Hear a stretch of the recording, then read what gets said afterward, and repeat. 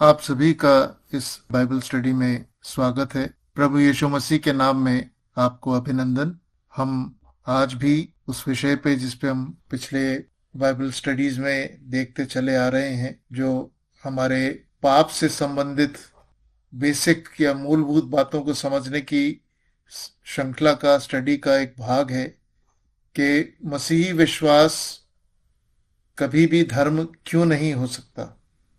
मसीही विश्वास में और धर्म में क्या फर्क है, इन बातों को हम देखते चले आ रहे हैं, इसके ऊपर विचार कर चुके हैं और आज हम इस पे आगे विचार करेंगे।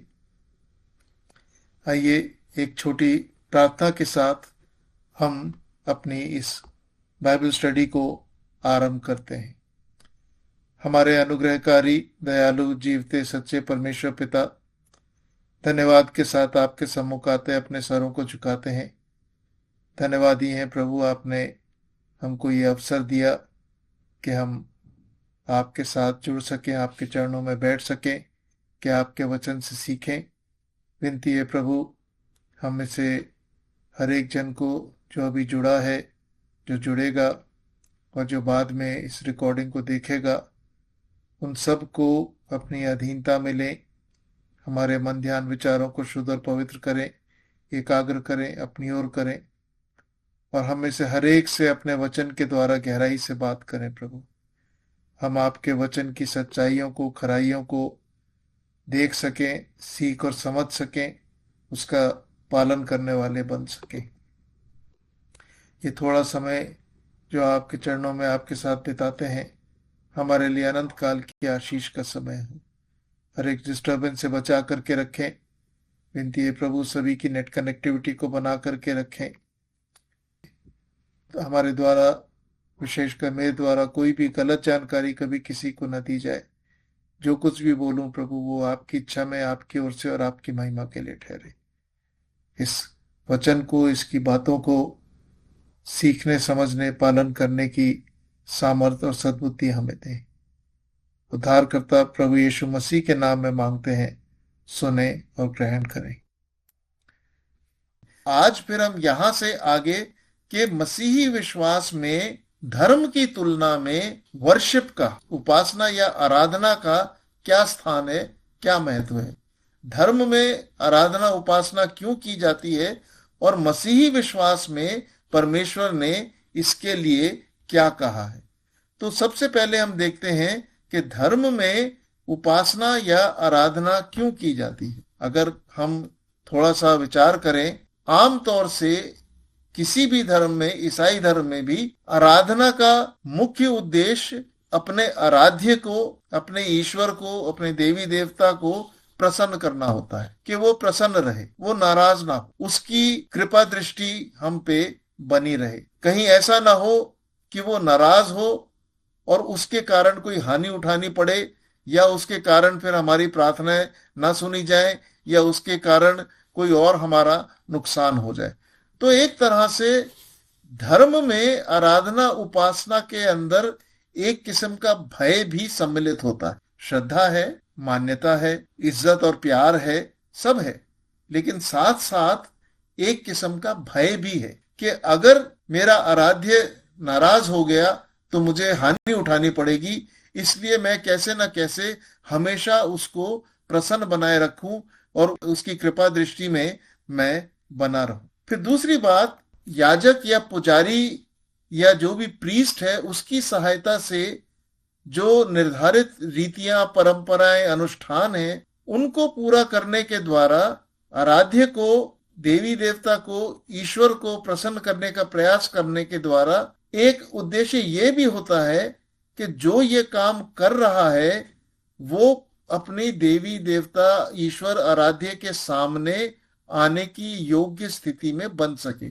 ऐसा शुद्ध हो सके, ऐसा पवित्र हो सके, ऐसा योग्य हो सके कि जिसकी वो आराधना करता है, जिसकी वो पूजा करता है, जिसको वो मानता है, वो उसे स्वीकार करे, वो उसके सम्मुख आ सके और उसका तिरस्कार ना हो। एक दूसरा भय मन में ये रहता है कि मेरी जो एक स्वाभाविक अशुद्धता है वो किसी तरह से मेरे अंदर से शुद्ध हो जाए इन क्रियाकर्मों को करने, इस अनुष्ठानों का निर्वाह करने, इस आराधना और उपासना करने के द्वारा मैं अपने देवी देवता या आराध्य की दृष्टि में शुद्ध पवित्र उसके सम्मुख आने लायक हो जाऊं। साथ साथ हमने कई धर्मों में ये बात भी देखी है, आराधना या उपासना जब करी जाती है उसके पीछे एक ये उम्मीद रहती है, आशा रहती है, या एक लक्ष्य रहता है, गोल होता है कि ऐसा करने से मुझे कुछ बातें मिल जाएं। मेरा ईश्वर, मेरा आराध्य, मेरी देवी या मेरा देवता जो मैं चाहता हूं वो मुझे दे दे। आमतौर से ये सांसारिक बातें होती हैं, शरीर से संबंधित होती हैं, दुनियादारी से संबंधित होती हैं। लेकिन साथ साथ ये भी देखा गया है कुछ लोग कुछ विशेष रीति से अनुष्ठान करके, उपासना करके, पूजा अर्चना करके अपने आराध्य देवी देवताओं से, ईश्वर से कुछ ऐसी विशेष शक्तियां मांगते हैं, कुछ ऐसे विशेष सामर्थ मांगते हैं और प्राप्त करते हैं जिनसे वो जन सामान्य से, सामान्य लोगों से अधिक या अद्भुत काम, बढ़ के काम कर सके। और कई दफा जब उनको ये शक्तियां मिल जाती हैं, ये विशेष अधिकार मिल जाते हैं, तो वो उनका दुरुपयोग भी करते हैं। अब ये एक तरह से इस बात को दिखा रहा है, जब उस ईश्वर या आराध्य या देवी देवता ने उसको ये शक्ति दी, उसको ये सामर्थ्य दी, उसको ये अद्भुत काम करने की, अन्य जन सामान्य से बढ़ के कुछ करने की ये सामर्थ्य दी, तो क्या उसको ये पता नहीं था कि आते दिनों में इसका क्या दुरुपयोग हो सकता है या दुरुपयोग किया जाएगा? ये उस आराध्य के ऊपर क्या एक प्रश्न चिन्ह नहीं ले आता? लेकिन अगर हम मसीही विश्वास में देखें कि हम आराधना क्यों करते हैं, मसीही विश्वास में आराधना का क्या उद्देश्य है, इसके एक बिल्कुल विपरीत जो अभी हमने धर्म में उपासना आराधना का देखा है, उसके बिल्कुल विपरीत मसीही विश्वास में आराधना का उद्देश्य परमेश्वर के सामने लोगों को पवित्र या शुद्ध या परमेश्वर को स्वीकार्य बनाना नहीं है। जी हाँ, मैं बिल्कुल साफ यही बात कह रहा हूं, आपने गलत नहीं सुना है, मैंने यही बोला है।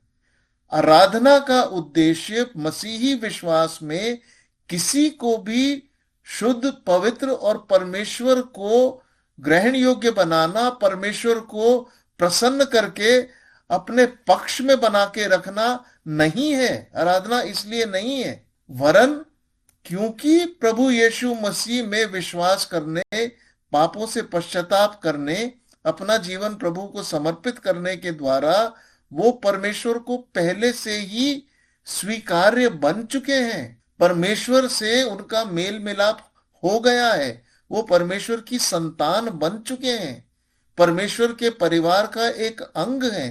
परमेश्वर पहले से ही उनके इस पश्चाताप के कारण उनसे प्रसन्न हो गया है, उनके ऊपर से पाप का दंड हट चुका है। जैसा कि रोमियो में 5 अध्याय के 1 पद में और 10 और 11 पद में लिखा है। मैं आपके सामने इसको पढ़ता हूं।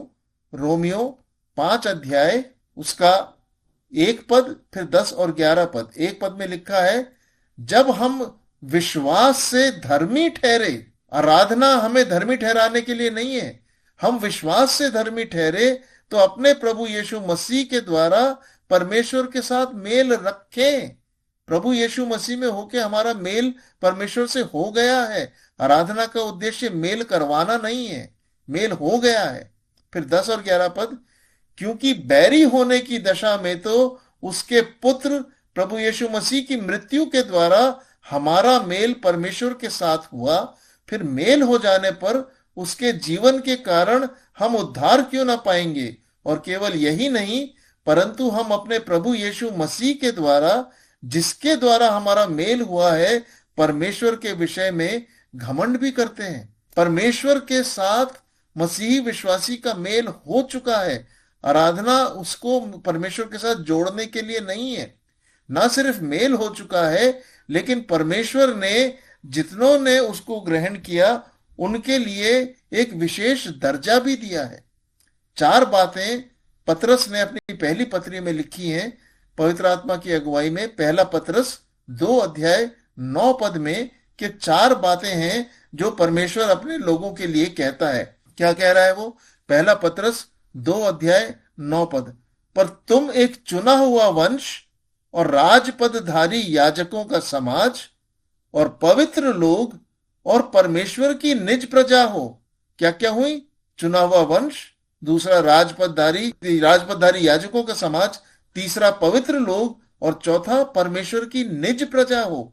इसलिए कि जिसने तुम्हें अंधकार में से अपनी अद्भुत ज्योति में बुलाया है, उसके गुण प्रकट करो। परमेश्वर ने ये 4 बातें हमारे लिए निर्धारित कर दी हैं। ना ही आराधना का उद्देश्य परमेश्वर से कुछ प्राप्त करना है, ना ही आराधना का उद्देश्य परमेश्वर को किसी तरह से रिझा के, मना के कोई सांसारिक बातें उससे प्राप्त करना है।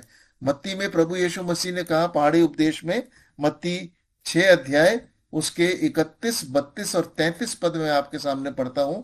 Matthew 6 chapter 6 31 32 33 versus. मत्ती 6 31 32 और 33। इसलिए तुम चिंता करके यह न कहना कि हम क्या खाएंगे या क्या पिएंगे या क्या पहनेंगे, क्योंकि अन्य जाति इन सब वस्तुओं की खोज में रहते हैं और तुम्हारा स्वर्गीय पिता जानता है कि तुम्हें ये सब वस्तुएं चाहिए। इसलिए पहले तुम उसके राज्य और धर्म की खोज करो तो ये सब वस्तुएं तुम्हें मिल जाएंगी। ना तो आराधना का उद्देश्य परमेश्वर से जुड़ना है, ना आराधना का उद्देश्य परमेश्वर को प्रसन्न करना है, ना आराधना का उद्देश्य परमेश्वर से कोई भौतिक वस्तु, शारीरिक वस्तु प्राप्त करना है। परमेश्वर को रिझाना नहीं है। मसीही विश्वास में परमेश्वर के बच्चों के लिए आराधना कोई रीति नहीं है, कोई रिवाज नहीं है, कोई परंपरा नहीं है, कोई औपचारिकता नहीं है जिसे उसमें पूरा करना है। आराधना एक बहुत विशेष स्थान है, हम अभी देखते हैं उसके बारे में। आराधना का एक बहुत बड़ा महत्व है मसीह विश्वास में। वो धर्म के समान जो आराधना के साथ बातें जोड़ी गई हैं, उनके समान नहीं है। मसीही विश्वास में प्रभु यीशु मसीह ने कहा, सामरी स्त्री से जब प्रभु की बात हुई, यूहन्ना 4 अध्याय में लिखा है, यूहन्ना 4 अध्याय उसके 24 पद में वहां पे लिखा है, प्रभु यीशु मसीह कह रहे हैं, परमेश्वर आत्मा है और अवश्य है कि उसके भजन करने वाले, हिंदी में भजन करने वाले आया है, इंग्लिश में वर्शिप आया है, दोज हु वर्शिप हिम, उसके भजन करने वाले, उसकी उपासना करने वाले आत्मा और सच्चाई से भजन करें, वर्शिप करें या उपासना करें, आराधना करें, आत्मा और सच्चाई से। मसीही विश्वास में ये एक औपचारिकता निभाना नहीं है, एक रीति पूरी कर देना, अनुष्ठान पूरी कर देना नहीं है, वरन ये एक मांग करता है कि जो परमेश्वर की आराधना करे वो आत्मा और सच्चाई से करे। जो शब्द यहाँ पे मूल यूनानी भाषा में जिसमें ये लिखा गया था, उसमें जो शब्द यहाँ पे इस्तेमाल किया गया है वो शब्द है प्रोस्कुनियोस। प्रोस्कुनियोस शब्द का अर्थ होता है साष्टांग दंडवत करके अपने आप को श्रद्धा के साथ समर्पित कर देना। अर्थात कहने का मतलब यह है कि परमेश्वर आत्मा है और जो उसके पास आए, जो उसको स्वीकार करे, वो उसके सामने अपने आप को बिछा दे, श्रद्धा और समर्पण और आज्ञाकारिता में बिछा दे। वो उसके अंदर फिर परमेश्वर के सामने सवाल जवाब उठाने का मनसा ना हो, और परमेश्वर के सामने पूर्णतः एक समर्पण हो, एक आज्ञाकारिता की भावना हो। और परमेश्वर भी ये कहता है कि वो इस किस्म की जो पारंपरिक या रीति रिवाज मनाने या अनुष्ठान पूरा करके एक औपचारिकता पूरी करने वाली आराधना है, उससे वो घृणा करता है। यशाया में वो कहता है, 1 अध्याय में 13 और 14 पद में, यशाया नबी की पुस्तक 1 अध्याय और उसका 13 और 14 पद, परमेश्वर अपनी प्रजा से, इसराइलियों से कह रहा है, परेशान आ गया है वो इसराइलियों की अनाज्ञाकारिता से, तो उनसे कह रहा है, व्यर्थ अन्न बलि फिर मत लाओ, धूप से मुझे घृणा है। नए चांद और विश्राम दिन का मानना और सभाओं का प्रचार करना यह मुझे बुरा लगता है। महासभा के साथ अनर्थ काम करना मुझसे सहा नहीं जाता है। तुम्हारे नए चांदों और नियत पर्वों के मानने से मैं जी से बैर रखता हूं। वे सब मुझे बोझ से जान पड़ते हैं, मैं उनको सहते सहते उकता गया हूं। परमेश्वर को एक रीति के समान, एक फॉर्मेलिटी पूरी करने के लिए, एक औपचारिकता पूरी करने के लिए की गई आराधना उपासना बिल्कुल स्वीकार्य नहीं है। वो उसको बिल्कुल भी ग्रहण नहीं करता है, वरन इसके स्थान पे मसीही विश्वास में, धर्म में नहीं, धर्म में वो सारी पिछली बातें हैं जो अभी तक हम देख चुके हैं। जो मसीही विश्वास में आराधना का स्थान है वो ये है कि आराधना करना, परमेश्वर की आराधना करना मसीही विश्वासी के लिए एक विशेष अधिकार है। परमेश्वर द्वारा उसे दिया गया एक स्पेशल प्रिविलेज है, एक विशेष अधिकार है। ये एक जरिया है, एक माध्यम है, एक तरीका है जिसके द्वारा परमेश्वर की संतान बन चुका, परमेश्वर से मेल मिलाप जिसका हो गया है, वो जन परमेश्वर के प्रति अपने प्रेम को, अपनी श्रद्धा को, अपनी कृतज्ञता को, परमेश्वर के प्रति अपने धन्यवादी होने को वो व्यक्त करता है। क्यों व्यक्त करता है? क्योंकि परमेश्वर ने उससे अनंत काल का प्रेम किया। जब वो पाप की दशा में था, जैसा अभी हमने रोमियो से पढ़ा, जैसा यूहन्ना 3:16 में लिखा है, जब हम पापी ही थे, उस पाप की दशा में भी परमेश्वर ने प्रेम किया हमारे प्रति। उसने विलंब से कोप करने का धैर्य रखा। जब हम क्षमा मांगने के लिए आए, उसने हमको क्षमा किया। वो हमारी देखभाल करता है, वो हमारी आवश्यकताओं को हमसे पहले जानता है और उनको पूरा करता है। परमेश्वर के इन और अनेकों अन्य गुणों के कारण एक मसीही विश्वासी को परमेश्वर ने ये विशेष अधिकार दिया है कि वो परमेश्वर के प्रति अपने प्रेम, अपनी श्रद्धा, अपनी कृतज्ञता, अपने धन्यवादी होने को व्यक्त करे।